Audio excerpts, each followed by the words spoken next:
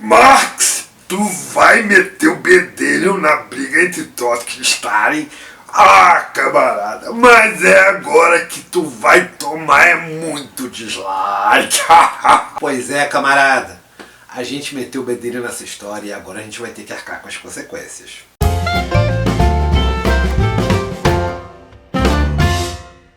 Camaradada, a gente começou essa sequência agora num vídeo do Marx para principiantes que a gente achou que estava só norteando a diferença entre marxista, marxiano e eu, que sou o Marx. Então, ali a gente fez a primeira diferenciação entre o que era o que.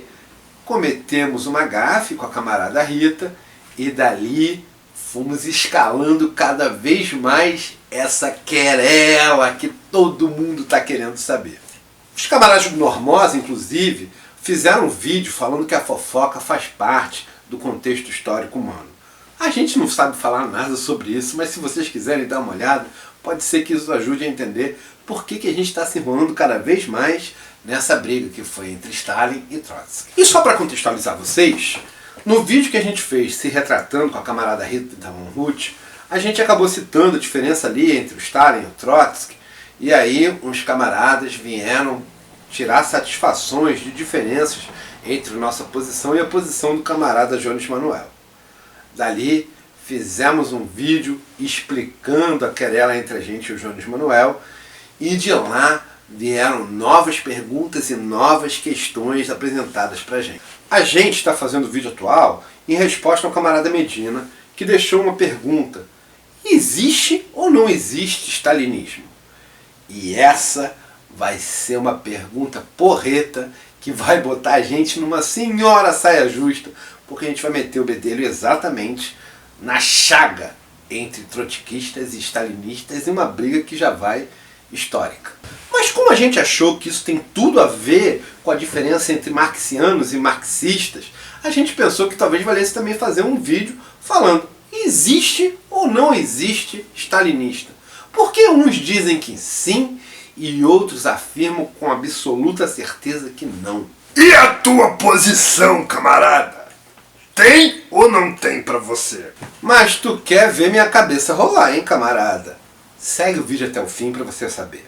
Vamos começar então botando o dedo na ferida. Tem ou não tem stalinismo?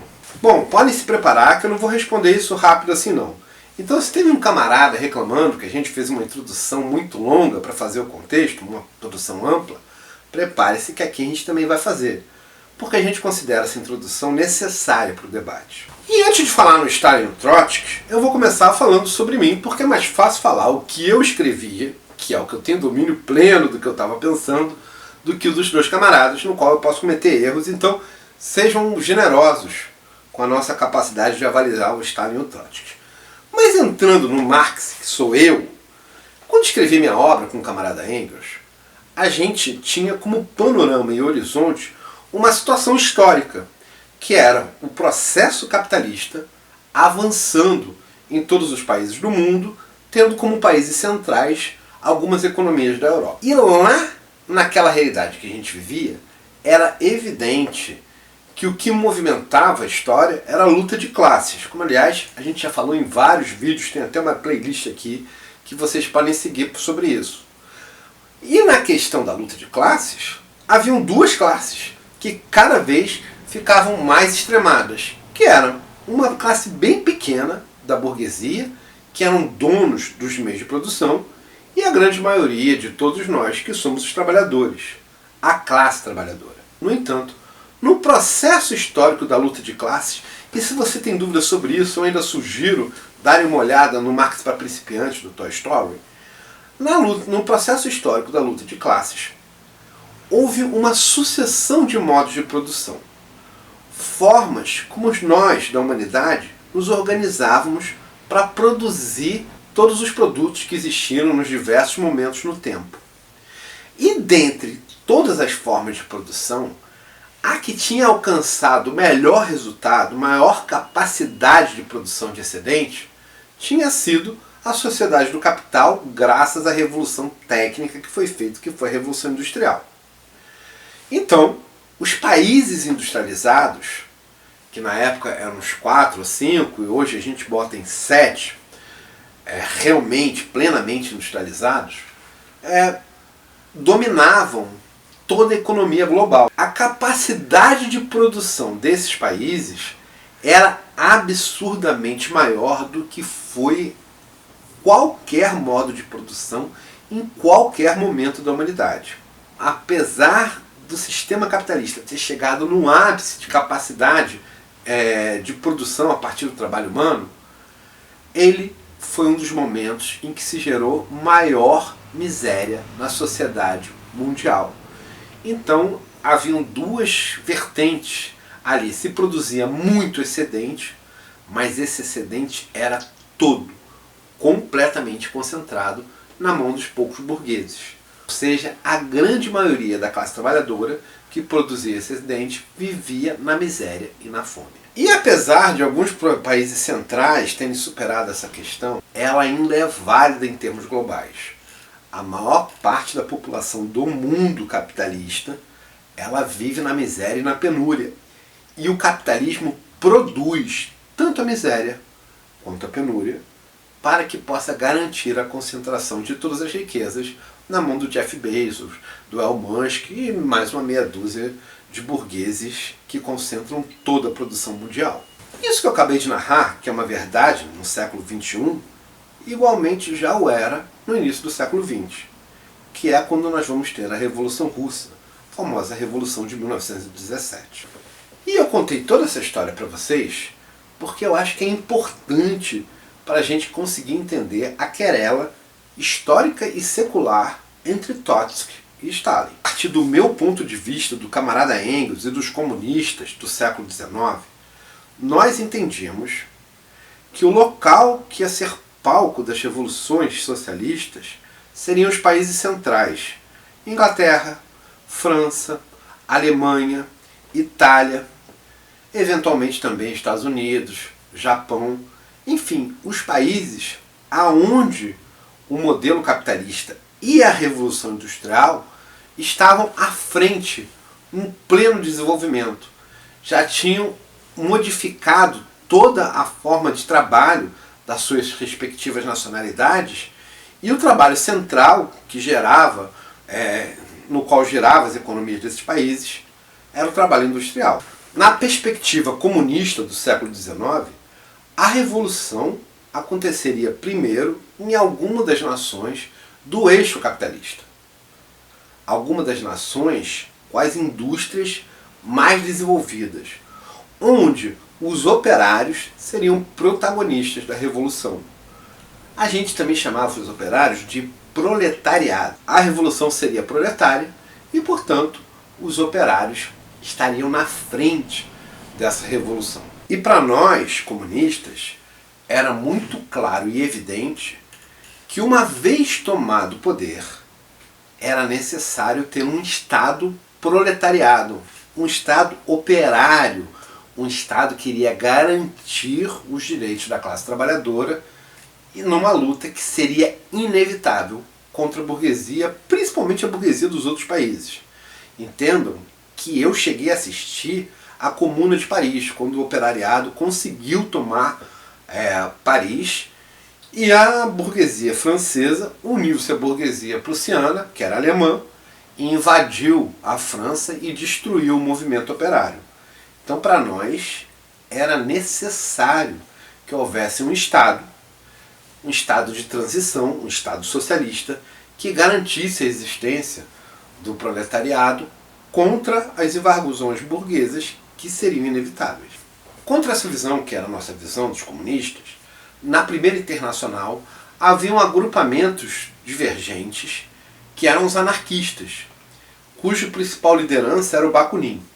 Então os comunistas se organizavam, eu era uma liderança importante ali, e tinha essa proposta da tomada de poder para a construção de um Estado socialista, e o camarada Bakunin e seus seguidores anarquistas queriam extinguir o poder, chegar por vias revolucionárias ao poder e acabar com o Estado. Do nosso ponto de vista, a gente dizia: se vocês fizerem isso, na sequência, os burgueses, com os outros estados que ainda existem, vão dominar a revolução e extingui-la quase que de imediato. Agora, camaradas, se vocês seguiram a gente até aqui, embora ainda tenha muito vídeo pela frente, eu acho que a gente já fez por merecer aquele joinha. Vocês já sabem, né? Sigam a gente nas nossas redes. Se puderem dar uma contribuição no Apoia-se, pô, ajuda bastante o canal, porque até agora a gente não viu um centavo do YouTube e a galera que está mantendo o canal é a galera do Apoia-se. Então, vamos continuar essa treta entre Stalin e Trotsky, bora? O que a gente precisa reter dessa informação é que na minha época a grande divergência que existia no movimento revolucionário era entre comunistas e anarquistas, os comunistas defendendo a tomada de um Estado e a criação de um Estado socialista, e os anarquistas defendendo a rebelião e a revolução para a extinção imediata dos Estados. Depois do meu enterro, do meu sepultamento, e depois do sepultamento também do camarada Engels, os movimentos comunistas se perderam no final do século XIX e início do século XX e tinham dúvidas de como encaminhar a luta no mundo. Sendo que o centro, o palco ali dos debates comunistas estava na Europa. Havia um país que tinha uma característica um pouco diferente ali do centro da Europa, que era a Rússia.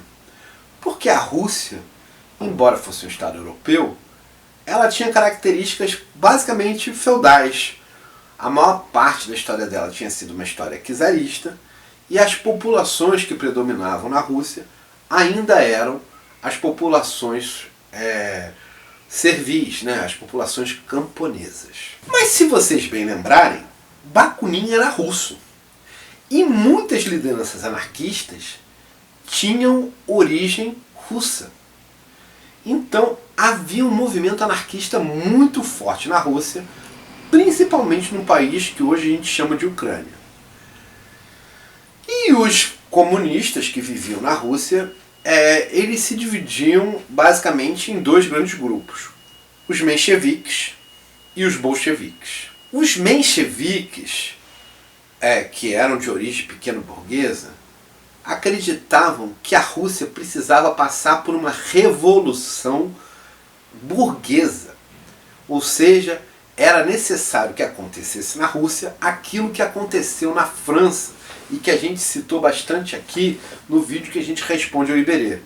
Uma revolução burguesa nos moldes da Revolução de 1789, que seria liderada pela burguesia, mas quem efetivaria essa revolução era uma classe nova, recém-criada na Rússia, que era a classe proletária, que ainda era pequena, mas em alguns centros, como Moscou, São Petersburgo, já tinham uma quantidade grande de operários fabris, uma elite dentro da classe trabalhadora que seria capaz de levar a cabo a revolução. Mas como a maior parte da Rússia ainda era rural, essa elite não poderia tomar a frente da revolução. Ela teria que sustentar a revolução burguesa, que seria feito pelos elementos da burguesia que viviam naquela época na Rússia, que eram poucos.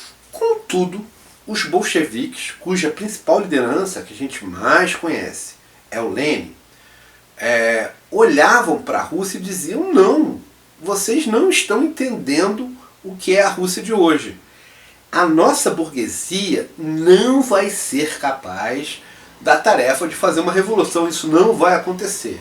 E se a gente quiser que essa revolução aconteça, ela tem que ser liderada pelos operários e com uma união com o campesinato. Então teria que ser uma revolução operário fabril e campesinato.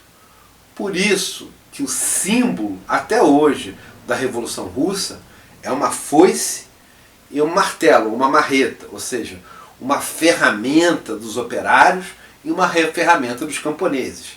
A aliança camponesa operária era a grande contribuição ali dos bolcheviques em entender que aquela revolução não tinha como ser uma revolução de caráter burguês. Isso é bem no início do século XX. Isso ali nos primeiros anos de 1900. E Trotsky se alinhava ora com os mencheviques e ora com os bolcheviques. Ali naquela época já começa a ser experimentado dentro da Rússia o surgimento dos sovietes, que eram organizações parapartidárias e parapolíticas, em que entravam camponeses, operários, pequena burguesia.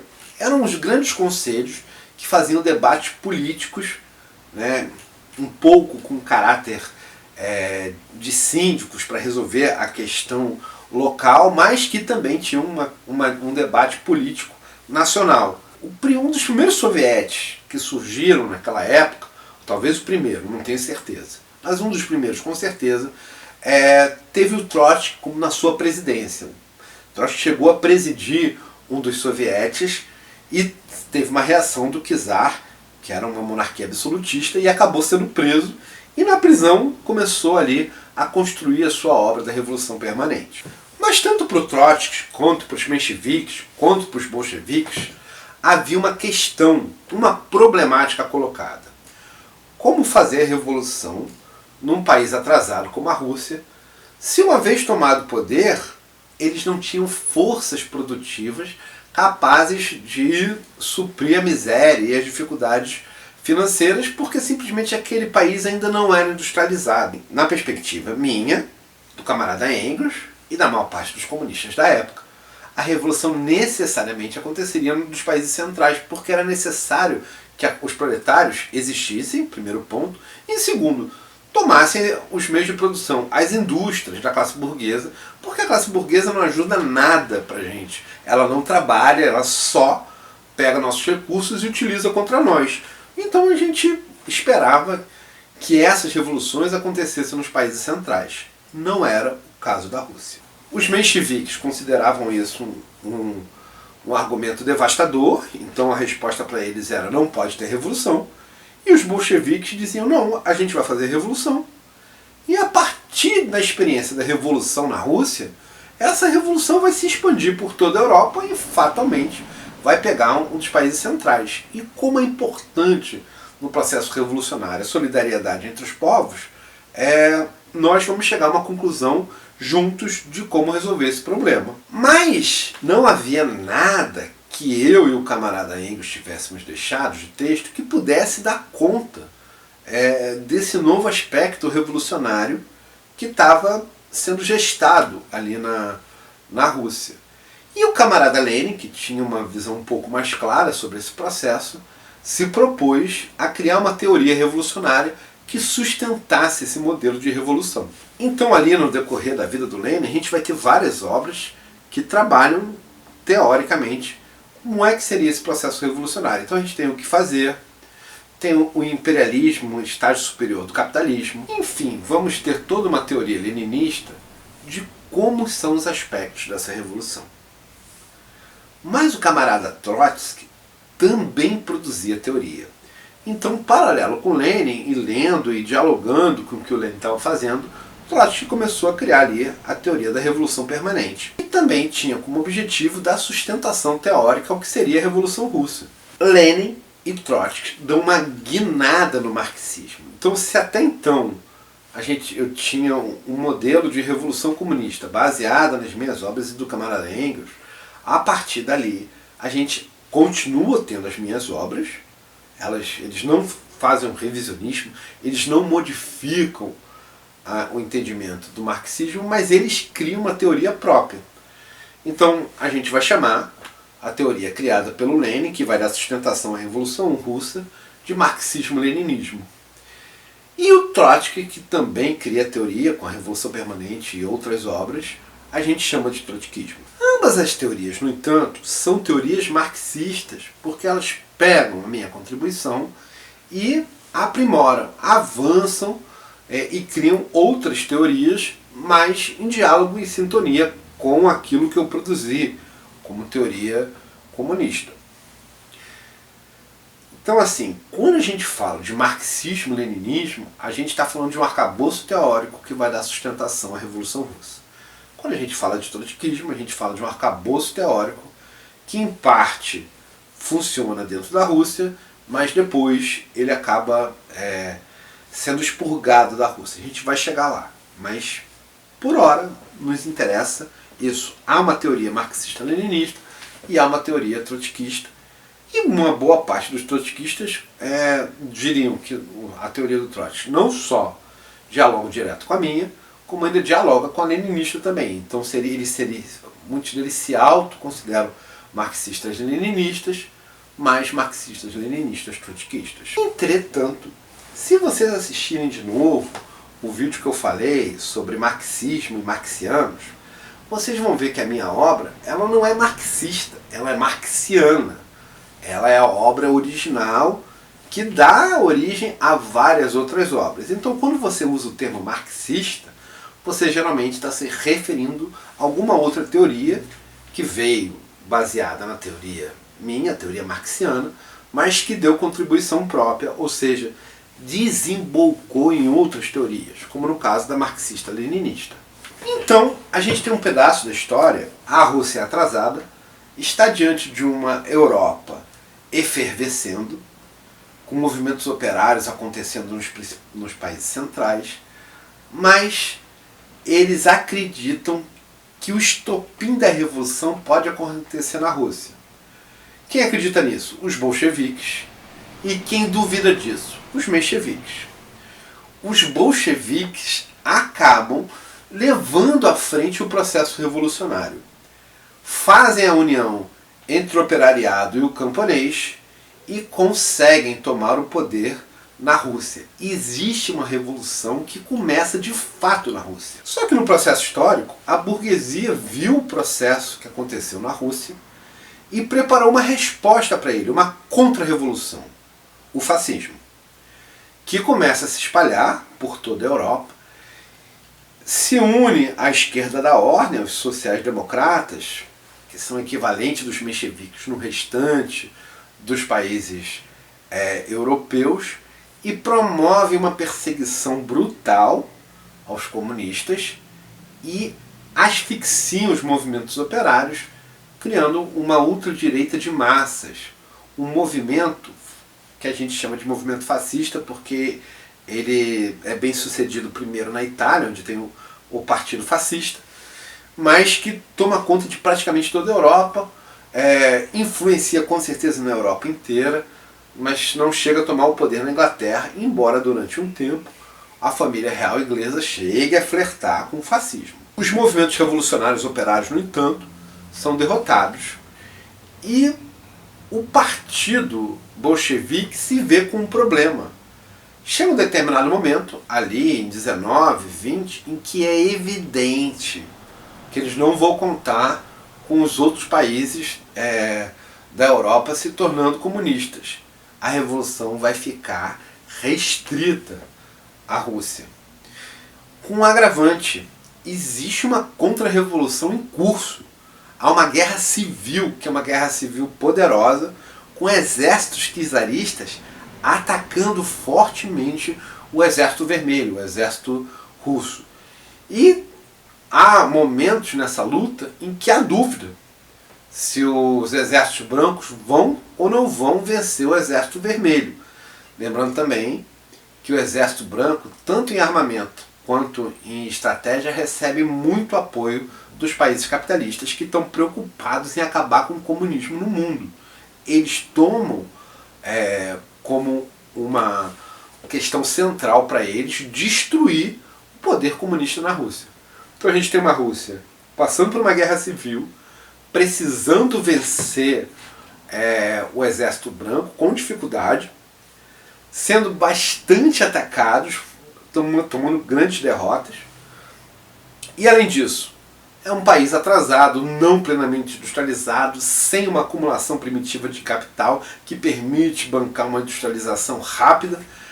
Eles têm que fazer uma industrialização tardia e ainda assim dá conta de uma guerra civil poderosa que está destruindo o país. Não vai ter, portanto, ajuda dos países europeus como imaginavam os bolcheviques no começo da Revolução, no qual a Rússia ia ser o estopim e ia se espalhar por toda a Europa. A Europa foi derrotada e o único lugar onde talvez haja um país socialista seja a Rússia, mas isso depende deles ali, do Comitê Central Bolchevique, dos bolcheviques e, sobretudo, dos operários, serem capazes de vencer a guerra civil que está sendo travada dentro da Rússia. E ali em 1920, fica evidente que a Rússia vai ter que se virar sozinha. E é o que fazem. Eles fazem o movimento de tomar o poder dentro da Rússia e vencer o Exército Branco, e um pouco se desligam do que está acontecendo no restante da Europa, no qual o fascismo está se expandindo e os movimentos dos trabalhadores estão sendo exterminados. Quando, enfim, a guerra civil é vencida, o Exército Vermelho consegue sobrepujar o Exército Branco. Lenin está praticamente morto, depois de com vários AVCs, está bastante incapacitado e acaba morrendo em 24. Nesse momento, tem uma questão que está dada para o Partido Bolchevique. Ou bem, ele continua a ideia de fazer as revoluções, incentivar as revoluções no restante da Europa, ou ele se fecha para dentro de si. E o Comitê Central, a visão predominante que ganha ali no Comitê Central é da necessidade de se fechar em torno de si e esquecerem durante um tempo o resto da Europa. Só que eles não têm acumulação primitiva de capital, primeiro ponto. Não existe. A Rússia era um país mais feudal do que capitalista, então ela não fez uma acumulação primitiva.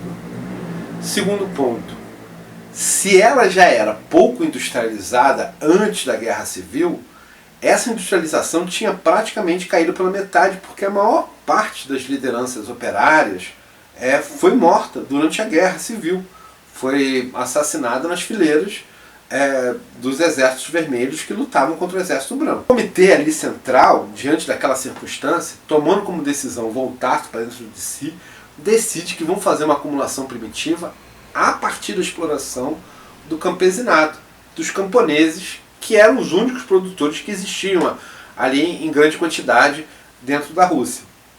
E em cima dessa acumulação primitiva, iriam bancar a industrialização da Rússia, a criação de um proletariado cada vez maior, para em dado momento estarem prontos a serem um país socialista. Trotsky, ele é oposição a essa ideia. Eu preciso contar com uma generosidade de vocês, porque não sou um especialista no Trotsky, não li a Revolução Permanente, então eu falo algumas coisas de orelhada, então corro risco grande de estar cometendo equívocos. Teve uns camaradas que apontaram que o Gustavo Machado, de orientação marxista, disse que isso não tem a ver com a Revolução Permanente, esse debate. Na nossa interpretação nos pareceu que sim. A gente entende como revolução permanente, muito a grosso modo, a ideia do Trotsky de que a revolução ela começa na esfera nacional, depois dela ser vitoriosa na esfera nacional, ela passa para a esfera internacional, ou seja, uma revolução que continua em outros países. Depois que ela é vitoriosa na escala internacional, ela passa para uma etapa que seria a revolução mundial, ou seja, todos os países do mundo derrotam até o último aspecto de um último burguês em um último local escondido que ele esteja, e a partir daí se avança para o comunismo. Então, por o que a gente entendeu do que era a perspectiva trotskista, a revolução começava na escala nacional e terminava no comunismo. Ela era, portanto, permanente. A revolução não tinha um momento em que ela acabava, a não ser quando finalmente chegasse no momento comunista. Os camaradas do Comitê Central, a gente costuma chamar isso de stalinismo, porque o Stalin é a principal liderança que fica daquele período. Eles vão interpretar que a Revolução de 1917 ela aconteceu em 1917. Ela termina no final da Guerra Civil. Uma vez vencida a Guerra Civil, a Revolução Russa está terminada, e o que precisa ser construído a partir daí é o socialismo russo, que é o que eles